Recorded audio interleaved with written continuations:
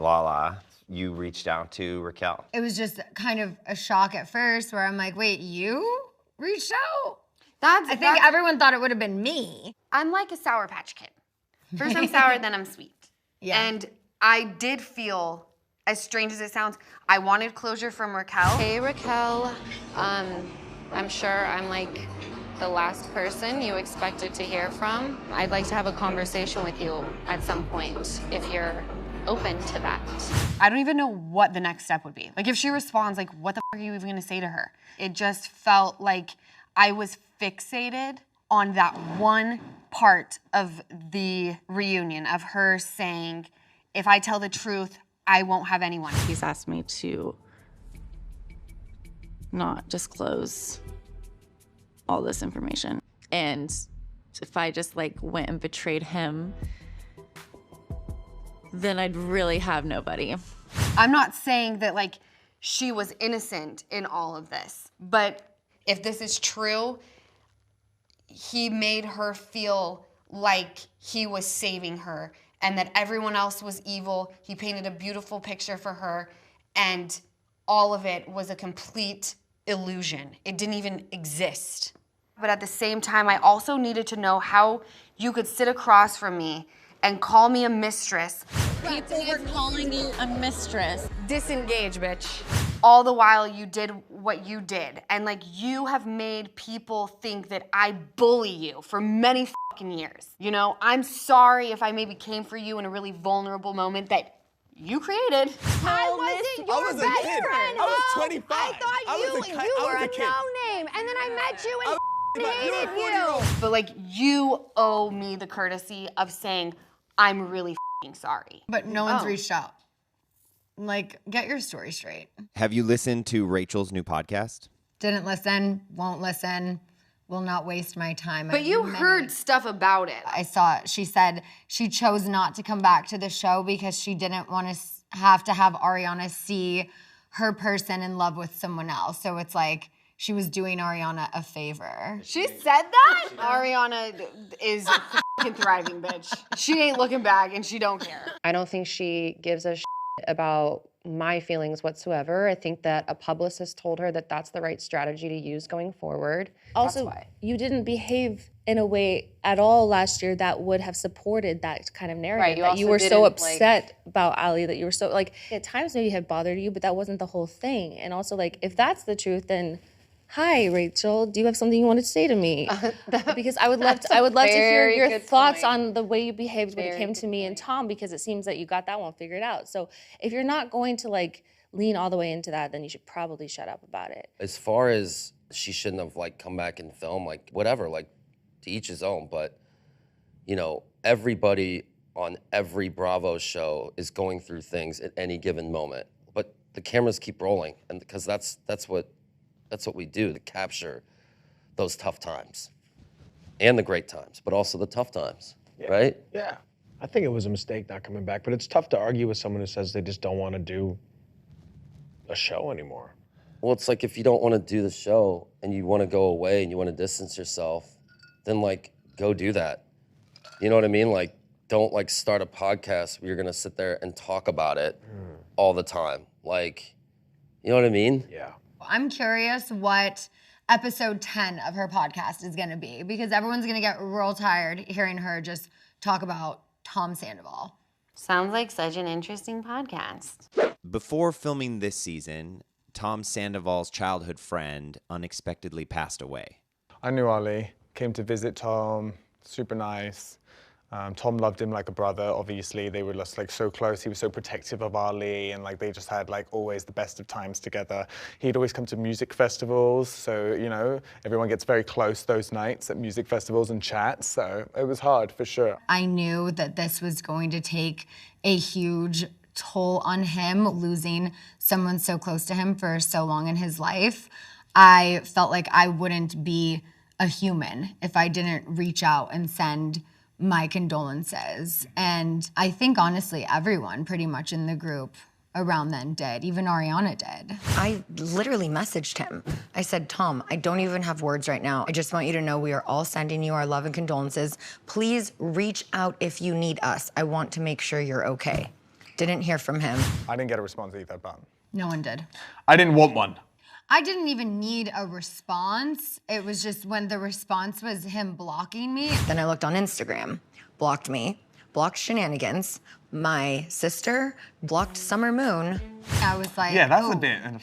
That's a bit. Okay. That's so Tom, though. That is so Tom to do. Like, I'm in one of the worst periods of this whole situation, like emotionally, mentally, just really, really down and really upset and just broken.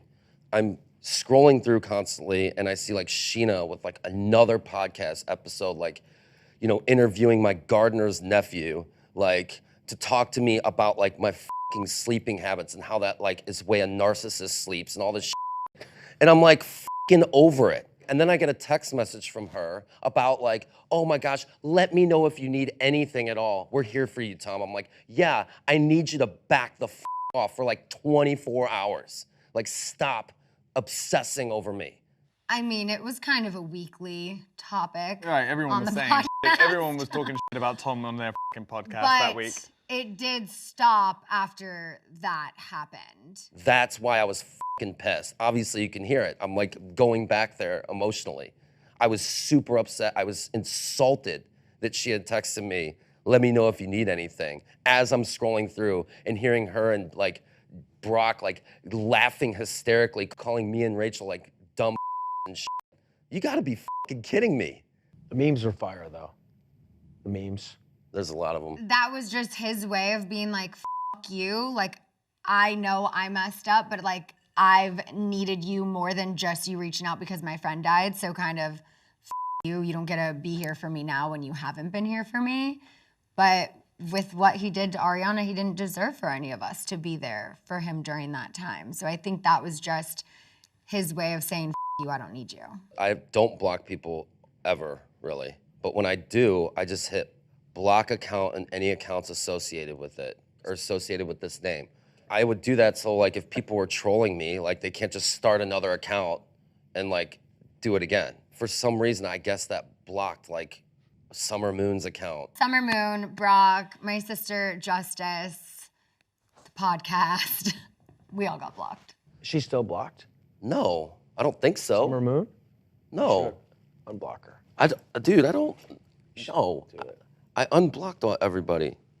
No, actually, I think he still follows my mom. I think she was the one exception that You never block the mom. not the moms. Stop the hate.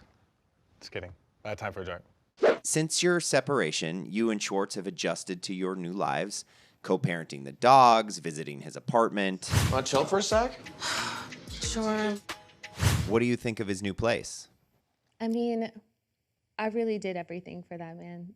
I mean, it's giving like college, like this is temporary, even though I've been here for like well over a year. And then like, he just has like dust in places. And I'm just like, man. But he's not like a dirty person. Like he's like, when we lived together, he would clean, he would do things. So I'm like, I just don't know why it's different now. I mean, like his plants thrive. Okay, you're dead. Your Majesty? I probably have 20 plants right now.